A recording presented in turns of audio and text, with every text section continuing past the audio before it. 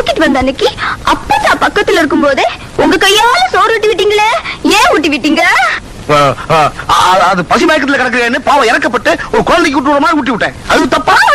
இன்னொரு நாள் ஏதோ தெரிஞ்சோ தெரியாம அறிஞ்சோ அறியாம அப்படி ஒரு மீனை பொரிச்சு வச்சேன்.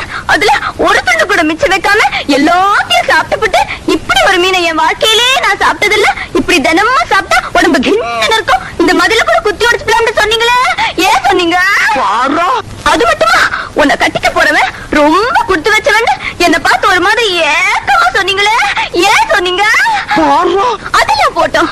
இப்ப இப்ப எல்லாரும் கண்ணு முன்னாலையும் கட்டின பொண்டாட்டிய கைய பிடிச்சு இழுத்துட்டு போற மாதிரி தர தர தர தர தரன்னு இழுத்துட்டு போனீங்களே, ஏன் இழுத்துட்டு போனீங்க? இப்படி செய்யறதெல்லாம் செஞ்சு ஒரு பொண்ணு மனசுல ஆசையை வளர்த்துட்டு உன்னை தொட்டேனா உன்னை பார்த்தேனாங்கிறீங்களே.